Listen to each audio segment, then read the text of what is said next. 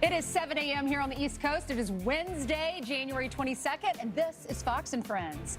Bye-bye to DEI. President Trump giving the federal government until 5 p.m. today to close all diversity, equity, and inclusion offices. Who wrote that, Greg Gutfeld? That was good. That sounds right? like his tease. I can't take credit for it. And Trump's border agenda is already facing legal challenges. Could it delay deportation efforts? So we will ask President Trump's border czar, Tom Homan, this hour.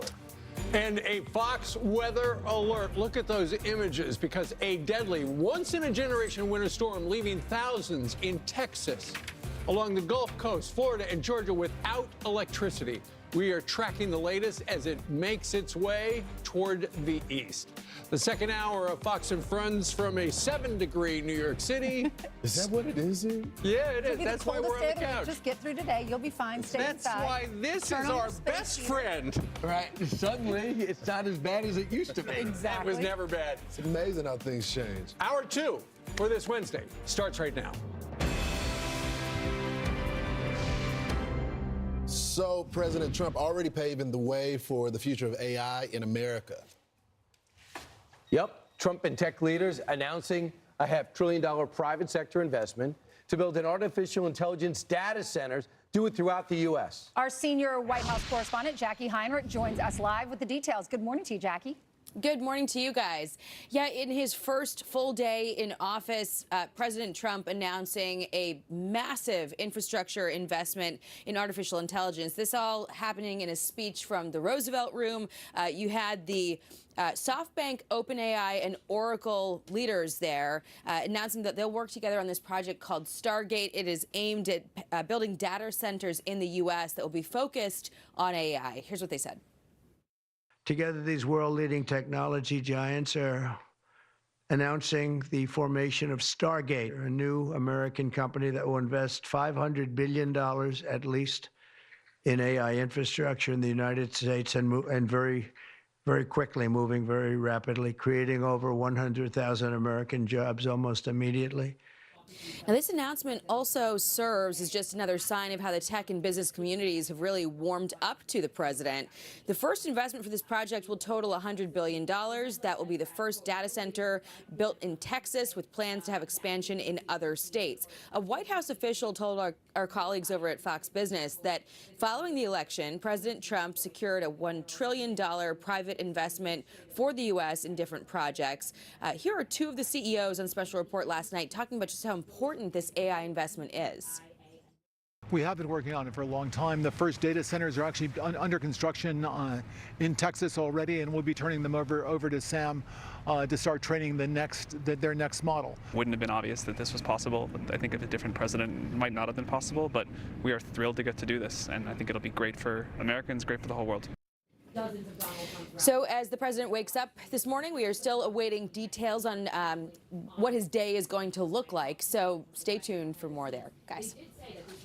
And Jackie, are you hearing from Democrats that they're a little steamed? For instance, this gigantic tech guy, Sam Altman, seems to be clearly aligned with this administration in, perhaps not politically, but business-wise. He gets, if I want to do stuff, I got to do it with him.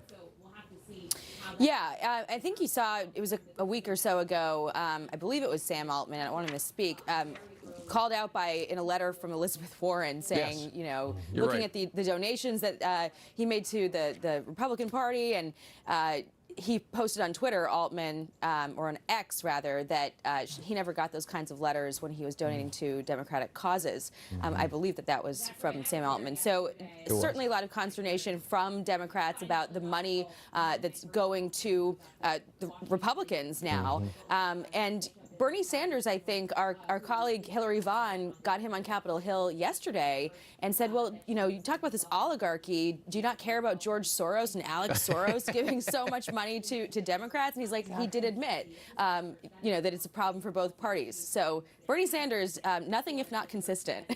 Jack, right about just some that. other news before we let you go, because I know you're in front of the White House. Is the expectation for more of the nominees to be confirmed by the weekend?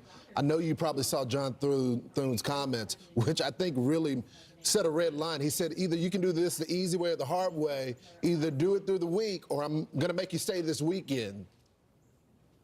Yeah, I mean, they have been very clear that there is no cause to delay this, and I think that if they don't get it done by the end of the week, they will be kept over in a weekend session.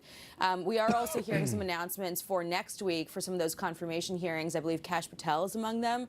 So within the next week or two, should be significant movement on the cabinet front, guys. Thanks, Jackie. Thanks so much, Jackie. You know, and they passed through committee. I mean, Scott Bassett passed through committee. Pete Hegseth passed through committee. Pam Bondi, I think, is about to pass through committee. So Rubio's the only one through. So there's no reason. Just get it done. It's going to happen. They have the votes. Why use these tactical delays when it's going to eventually happen? Yeah, and Thune and Speaker Johnson went to the White House yesterday to meet with Trump. And according to Politico, Thune was told by the president, you know, get ready to roll on recess appointments. You know, the Democrats hate recess appointments if the Democrats gum up the works with the confirmation. And apparently Trump told Speaker Johnson, according to Politico, that it looks like the California wildfire aid could be good leverage to get that big debt deal through to help the Republicans. And they are still split on whether or not it should be one or two bills. I hope there's reform attached to it. Really examine the water system Has with to. experts. They have to. This doesn't work. When you can't get water out of a hydrant, you don't just put more money literally down the dry well. Right. I can't believe that even happened in America.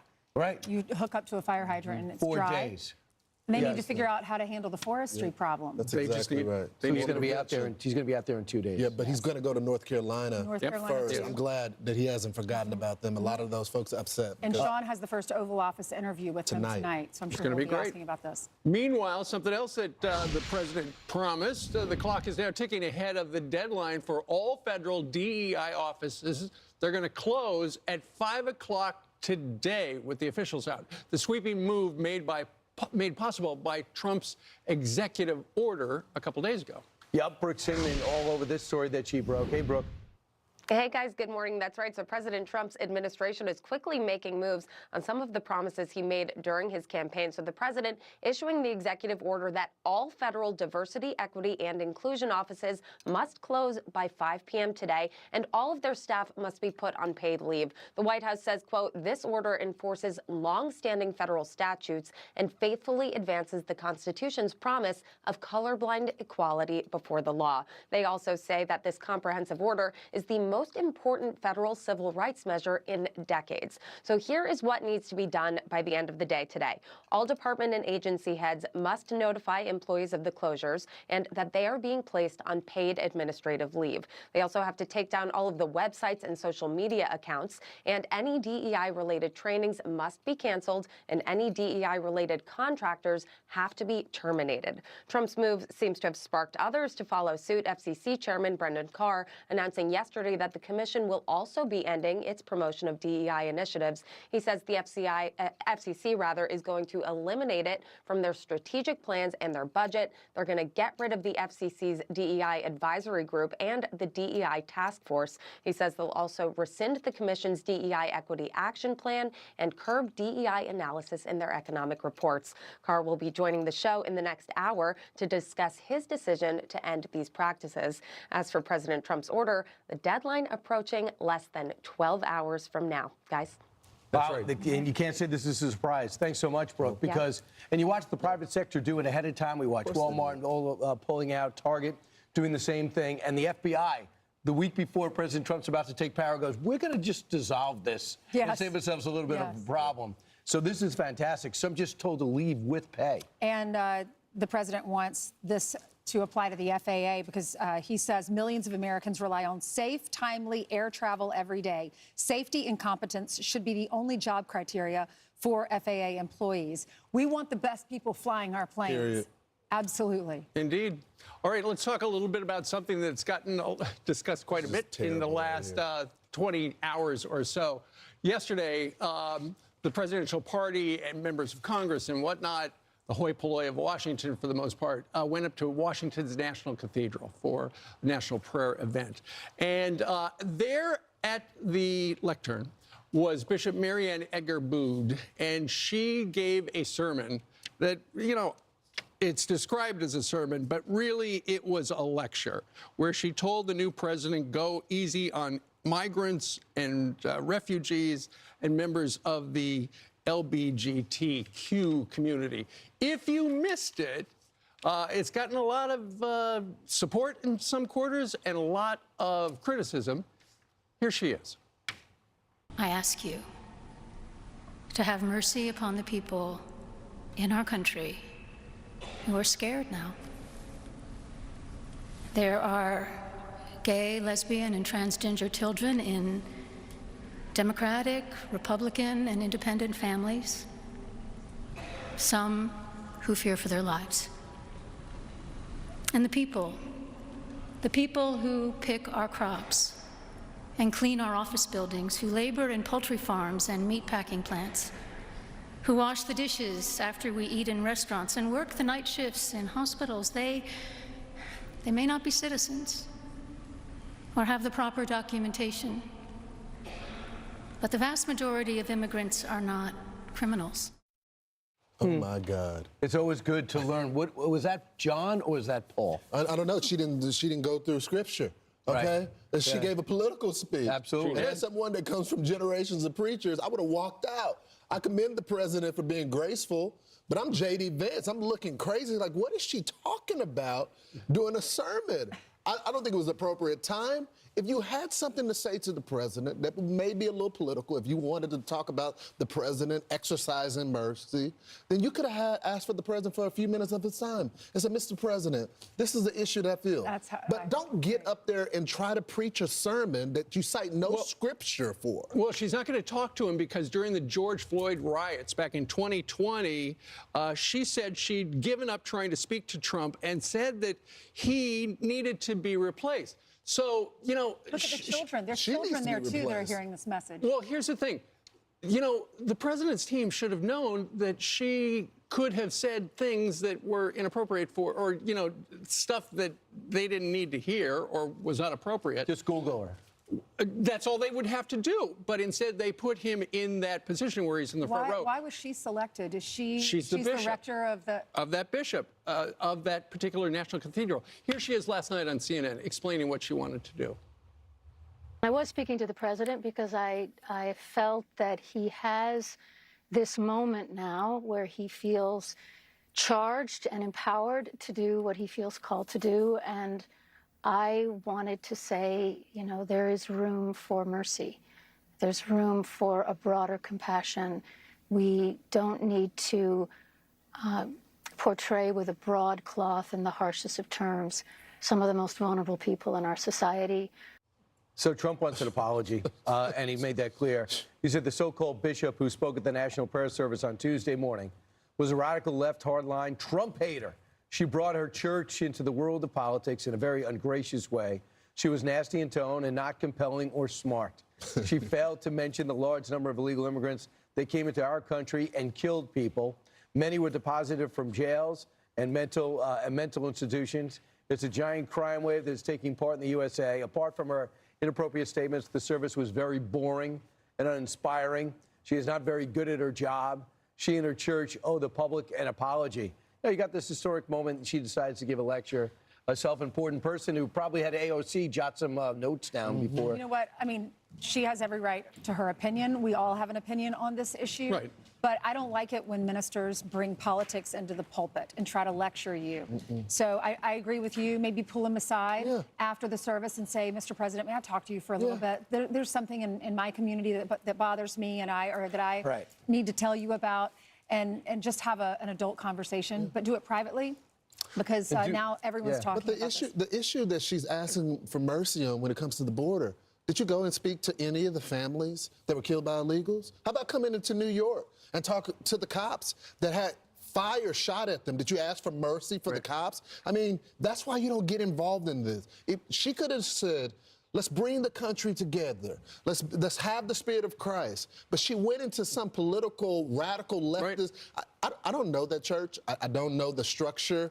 But whoever is in command should have a look at this. Well, this is not biblical doctrine that she's speaking from the pulpit. What denomination is this? Is it Episcopal? I think Episcopalian, I think. Here's the thing. if she's going to be the bishop and she's going to lecture the president every time he goes to events like that, maybe it's time for the president and Washington in general to stop going to the National Cathedral. I'm for that too. Listen, not far from the White House is St. Matthew's, where we baptized my son Peter, or go to the Basilica at Catholic University. It's referred to as America's Catholic Church. I doubt that they would ever make anything political. And if you remember, at the inaugural, who gave one of the opening prayers? Cardinal Dolan. Was he political? Absolutely not. He was looking to the future. So, listen, Trump just don't go back. Donald Trump said he's non-denominational now, and so go to a non-denominational church. You're not going to get a lecture like that. Well, put it this way: why doesn't he just say, if you don't, get rid of her or change your tone? If the president of the United States decides not to go to the National Cathedral, that would be Titanic news. It would be, and it would really put pressure on her to start doing the whole bishop thing. I don't know what form she filled out and how many interviews she went through, but you realize for her to get that job and do that and to do that mass, how many people had to sign off on it? Yeah. So it wasn't just like, it's not like she's like, what's the structure here? I was just a hole in the schedule. I'm filling in for somebody. She's had that job for a while. She absolutely, to your point, Ainsley, she is absolutely protected by the First Amendment. Course. And she can say anything she wants, but just, the Trump team probably should have looked a little into her background. Is she going to go ahead and sandbag him? But she's supposed to be representing the great book, okay? Right. And nothing that she said there was representative of that. She's saying mercy, but it says nothing about obeying the laws of the land. I think people who have her opinion are reading the whole border situation in the wrong way. It's not that he doesn't have compassion. Of course he has compassion on every single person. Everyone's God's child. It's not about that. It's about taxpayers paying so much for other people. We're pouring into the tax base. That's right. And they're giving that money to people who are not here legally and are not contributing. That's all it is. And the crime, the people that are murdering Blake and Riley, yes, you're right. She should have a conversation with their parents and have mercy on those families. Which just passed. Blake and Riley, the Blake and Riley bill, and had over 40 votes in the House alone. Right, goes back to the House today. But she wants to be famous. That's why she hops on CNN. That's why she sat there. And there's video of her in 2020 with her ridiculous mask on, outdoors, with the little vent on the side, screaming about Donald Trump and what he should be, and the George Floyd riots. That's not somebody that wants to be a leader for everybody. No, she shouldn't be in clergy. Okay, anyway. So that's something more Al Sharpton. A lot of people, both sides, talking about today. All right. Meanwhile, Carly joins us right now, and you've got news from overseas. I certainly do. That's right. Overseas in Turkey, officials have detained 9 people in connection with a deadly fire at a ski resort hotel. The fire broke out on a restaurant floor of the 12th story building yesterday. 76 people were killed and dozens more hurt. Survivors say no fire alarms went off. The hotel's owner was arrested, and those who work there are cooperating with authorities. And to a Fox wildfire alert here at home, the number of dead from the Los Angeles wildfires has now risen to 28. This as strong winds increase the fire risk across Southern California, and crews are making progress as they battle a wildfire in Riverside County. That one broke out yesterday. It is now 40% contained. And on a hopeful note, the region is going to get its first rain in months. And he is not just a sharp dresser. He is, quote, fascinating, too. First son Barron Trump getting praise from luxury clothing brand CEO Nathan Pierce. In a recent interview, Pierce explained that the president's youngest son is what is like behind closed doors, saying, quote, he's a super bright kid. He's well beyond his years in terms of experience, knowledge, history. He's just fascinating to talk to. The 18-year-old Trump has gotten a lot of attention lately for his style, height, and his role in helping his father gain young voters. And those are your headlines, guys. Barron was the one that was telling Donald Trump, you got to go on this podcast. You got to do this on TikTok. And then remember when Donald Trump said, Barron, I think they like you more than my other sons. Right. Well, what's interesting about the brothers, I know, he's like this. The New York Post talks a little bit, Carly, about how Barron apparently is about to launch sometime this spring or summer a luxury real estate venture with golf courses. It's the family business. So Wait, so what will he be doing? Golf courses in Utah, Arizona, and Idaho. Amazing. Yeah, and his primary address is going to be Mar-a-Lago. So he doesn't even need an internship. He's launching a business in the summer. I do find it interesting in how he has a similar mannerism as his father. I mean, the hand reactions, the way he stands. Like many children, they adopt what their parents teach you. And look at the sway of the arms is definitely his father. The thumbs up. Yeah. And if you look at the younger pictures, Look, there he is. I need more. I need more. the younger pictures of Donald Trump, he looks just like him. I bet he has a great personality. He seems He is pretty a funny cool to do kid. that. He has grown up so much. Remember that kid 8 years ago? But I have no idea what his That voice kid's a sounds man like. now. I have no idea what his voice sounds He spoke. There's Remember he spoke a few weeks video ago? of him speaking. like. No, I must have Yeah. missed He it. spoke a few And weeks people go, wait, that's We his finally voice? hear his voice. Yeah. It's on TikTok. All right, promises made. Not going on that. Right? You just had to stab a dagger in There you him. go. Promises made, promises kept. ICE teams already at work arresting public safety threats across the U.S., but not without blue state resistance. That's right. Lots of lawsuits. Border czar Tom Homan. Tom, you're coming up next on Fox and Friends. Good morning.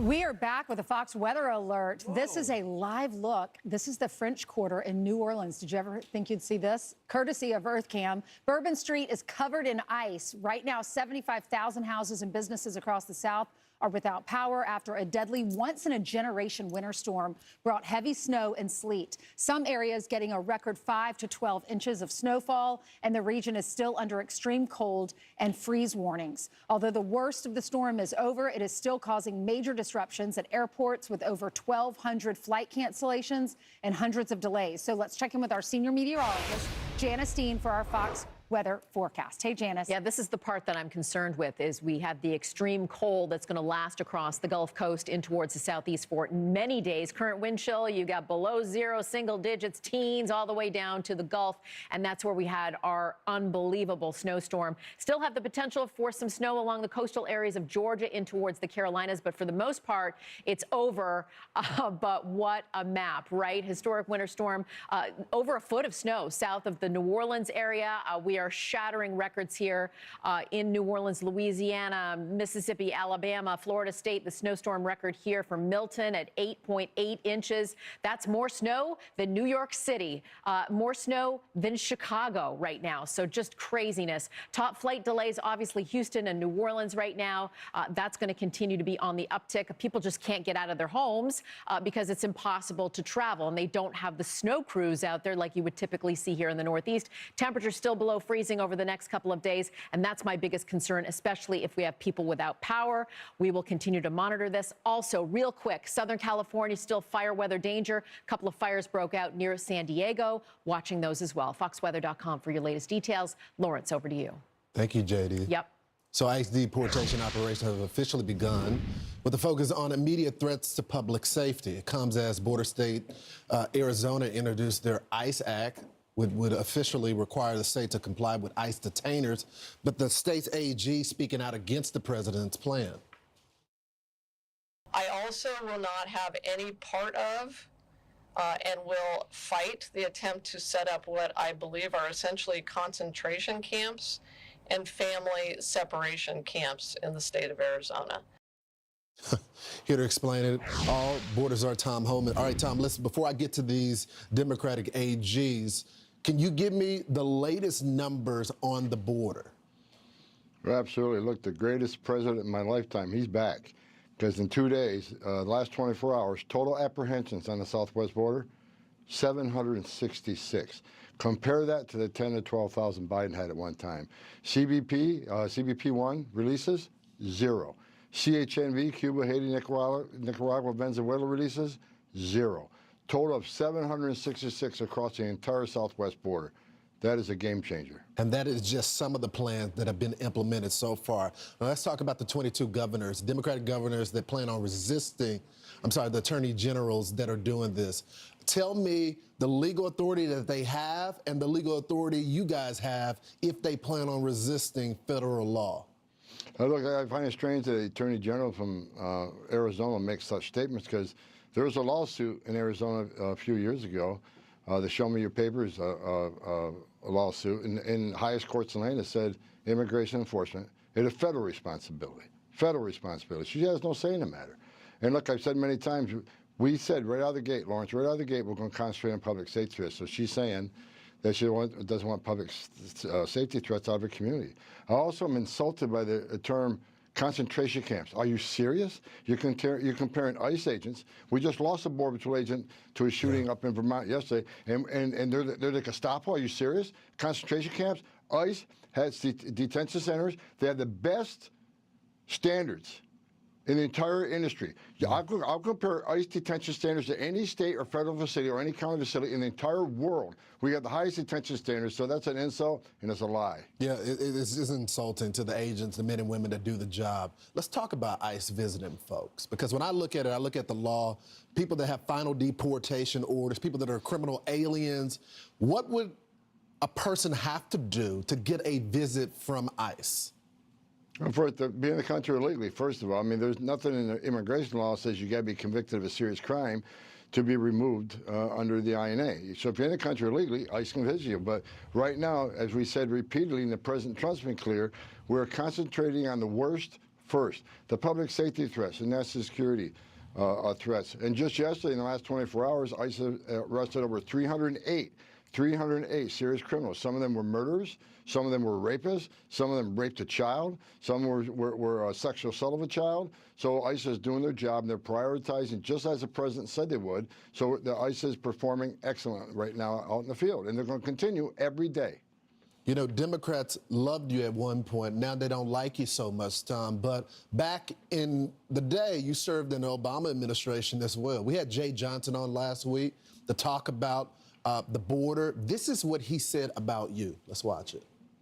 When I was in office as Secretary of DHS, I made no significant decision on enforcement policy without having in the room Tom Homan, who worked for me, Kevin McAleenan, who went on to be acting secretary under Donald Trump, two pro-enforcement guys, and then two people on the other side of the spectrum. So, Tom, you've been doing this for a long time amongst both administrations. You just want the border secure. I want to save lives.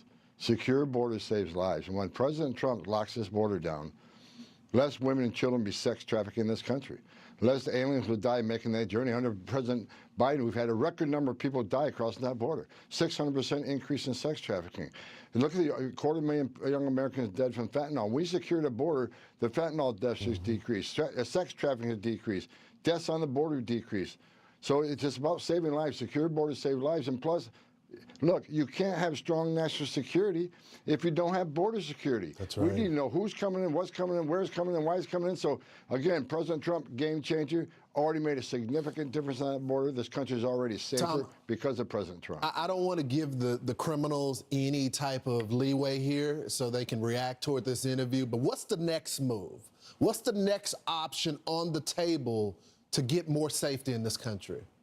Well, DOD they're going to assist us on the border. They already started on that plan, so we're going to have some military on the border. We're going to continue building infrastructure. We're going to continue building the wall. As far as the interior enforcement, we're going to keep looking for the worst first. And look, the sanctuary cities, I've said this many times, it led us into the jail, where it's safer for an agent to arrest a bad guy. It's safer for the bad guy to be arrested in jail, and it's safer for the community. When you release a public safety threat back in the community, that puts the community at great risk of crime, and it puts our officers at great risk, because now they got to arrest the bad guy in his turf who has access to who knows what weapons, and it puts the public at risk. You know, for God's sakes, these sanctuary cities, you know, let us into your jail. We're just trying to help public safety in your community. Help work with us, because you force us in the community. Here's what's going to happen. We'll find a bad guy, but when we find him, he's going to be with others. Others that may not be a criminal priority, but guess what? If they're in the United States illegally, they're going to be arrested too. So sanctuary cities are going to get exactly what they don't want. More agents in the communities, more people arrested, more collaterals arrested. So that's a game they want to play. Game on. You're echoing what Senator Thune said to the Democrats. Either you guys can do this the easy way or you can do it the hard way, but we're going to get the job done. Tom Homan, I can't wait to be out there in the field with you. Appreciate it, brother. Gotcha. So President Trump already unleashing American energy with several executive actions. One major company ready to support the cause next. Well, President Trump off and running, promising to unleash American energy as he pushes for more energy independence. I will also declare a national energy emergency. We will drill, baby, drill. We will bring prices down, fill our strategic reserves up again, right to the top, and export American energy all over the world. And Donald Trump's top energy pick emphasized the importance of atomic power. If confirmed, will you make it a priority to build and secure our nuclear fuel supply chain?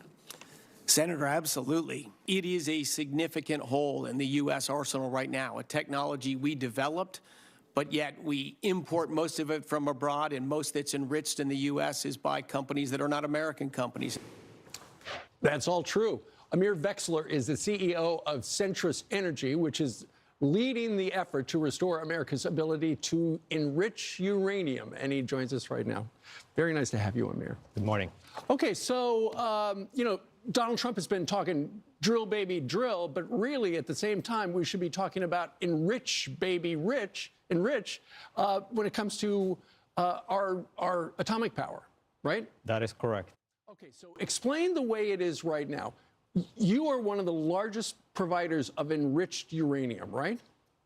Not entirely correct. We used to be, the United States used to be the largest, most dominant enrichment corporation in the world, and we have really fallen into enriching nothing. So we are now 100% dependent on foreign, mostly state-owned enterprises that are not American. Right. So what happened to American enrichment?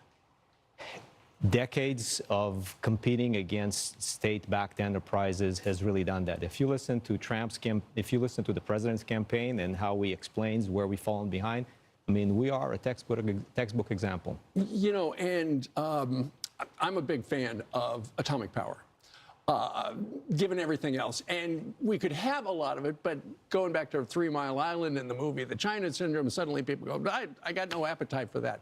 But you look at Europe actually, a lot of it is powered by atomic power. The federal government under Donald Trump now is about to make a determination.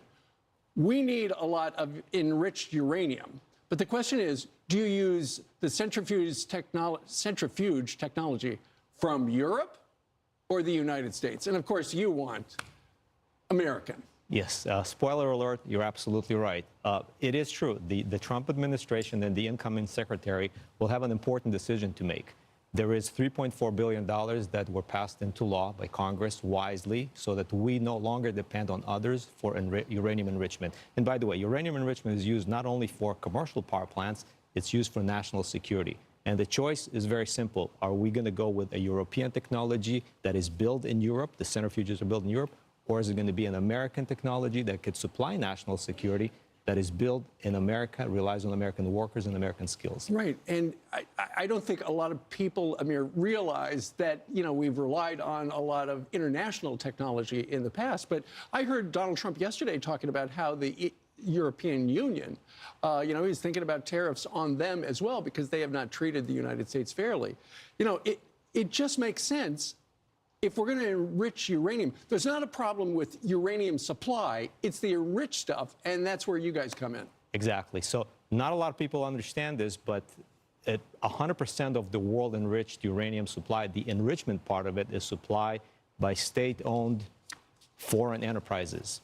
And that, to me, is a national security issue, and that, to me, is just a security of supply issue in the U.S. Yeah, we can't trust them, can we? Well, they've supported the market, but if we want to be truly independent, I believe the time is right to invest in an American technology and American supply chain. That's kind of what Donald Trump's been talking about all along. Let's see where it goes. Amir Vexler, CEO of Centrus Energy. Sir, thank you very much for explaining this. I didn't realize it. Carly, I didn't know that, did you? That was very interesting. Right. And you know what else is interesting, Steve? I don't need to tell you this. There's a lot going on in the country right now, which is why major CEOs across the U.S. are reacting to President Donald Trump's return to the Oval Office, setting up war rooms and hotlines to help deal with more than 200 executive actions Trump has taken so far. That's according to the Wall Street Journal. One corporate law firm even setting up a Trump executive order tracker to follow every major move made by the 47th president, posting more than 30 blogs summarizing some of the most important moves he's made in the last 2 days alone. And House Democrats naming their members to serve on the DOGE subcommittee on oversight as the Elon Musk-led department gets ready to start cutting waste. President Trump making the Department of Government Efficiency an official unit within the Office of the President, allowing DOGE teams to be embedded within federal agencies for 130 days or less. The New York Times reports these teams will be made up of at least 4 employees who will coordinate with the newly established U.S. DOGE service, which aims to dismantle government bureaucracy. And switching gears here, check out this wild video. That's how cold it was in Minnesota this week that a hot bowl of ramen noodles became frozen solid in midair. The 2 forks used to scoop the noodles also froze. Temperatures reached lows of -21 degrees. Somebody bring a microwave out there. Those noodles aren't going to eat themselves. You're exactly right. That harkens back to when we were at the Iowa caucuses. It was so cold in Iowa, in Des Moines. Remember, I threw that great big pitcher of hot water up, and it turned into snow before it hit the ground. Science. It's a very cool thing. That's right. All right. Carly, thank you. You're welcome. Meanwhile, let's go from the cold out to California, where the governor there is slamming Donald Trump for climate actions, while critics say mismanagement has left that state in ruins. We are previewing Donald Trump's trip out west coming up. All right, let's talk California. President Trump will make his first presidential trip this week, visiting North Carolina first, then over to California, as he criticizes state leaders there for mishandling the wildfires. So, you know, everything was dry and it was an inferno. They created an inferno. So we're demanding that they turn the valve back toward Los Angeles. Why aren't they doing it? They either have a death wish, they're stupid, or there's something else going on that we don't understand. But we want the water that they're throwing away to be used for California. This is Democrat Gavin Newsom spends his time Trump-proofing his state, slamming the president over climate executive actions, saying, quote, if you don't believe in science, believe your own damn eyes. Fox News contributor Steve Hilton joins us now. By the way, $50 million for lawyers to get ready to sue back to make sure illegal aliens' rights are kept. Your thoughts, Steve, about climate change, Gavin Newsom's focus in this times of crisis? Instead of focusing on attacking President Trump, he should be asking for his help, and not in the way that a lot of people are thinking, all the money. Yeah, that's important. But more important is the expertise in 2 specific ways. We got to rebuild Los Angeles. We've got huge events coming. We've got the Soccer World Cup, the Super Bowl, the Olympics. We have a builder as president. Ask for his help. He knows how to do this. We were just talking about drill, baby, drill.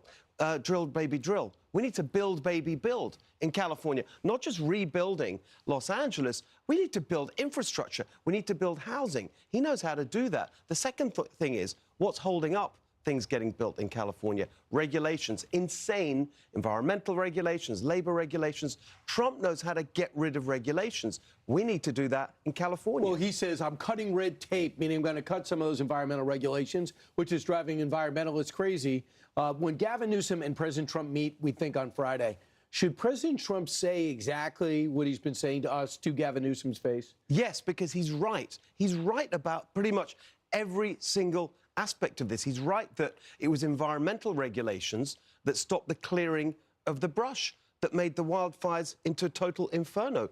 And he's right about the water. Here's a simple way of thinking about it. The way it works in California, most of the people live in Southern California. The water is in Northern California, in the Sierra Mountains, Sierra Nevada, in the snowpack. So we have reservoirs and a whole system of canals. There are basically 2 canals bringing the water from the north to the south. One is owned by the state, one is owned by the federal government, built and owned by the federal government.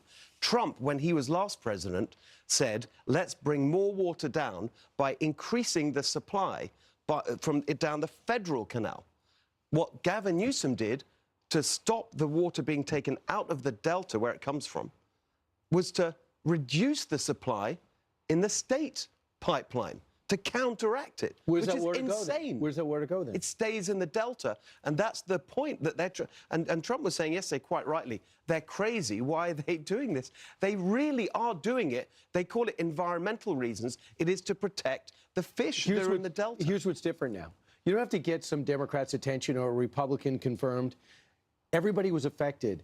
They said when the firefighters went to the hydrants, there was no water. Yes. That's not a gray area. Why wasn't there water? Let's pursue this as a Democrat and Republican. 100%. And it leads this direction. You have everyone's attention now. Would this actually push you more to run for governor?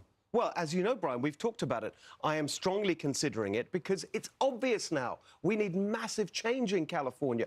Every single thing has been mismanaged. The incompetence is off the charts, and people are seeing it now. And it's driven by this ideology, this far-left ideology. That's why there's not enough water. That's why you got all these regulations. They don't want to build anything. They don't want to have the kind of energy supply. We talk about energy. We have oil and gas reserves in California that we could be using. Instead, we're importing it from countries like Saudi Arabia and Iraq. It's insane. By 2035, the only electric vehicles will be driven there, and we'll see if anyone's going to be still living there.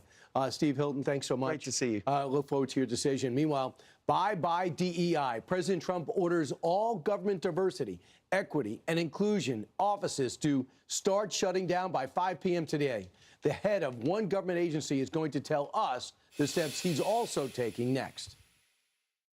All right, buckle up. It's 8 a.m. on the East Coast, and it's Wednesday, January the 22nd, and this is Fox and Friends. President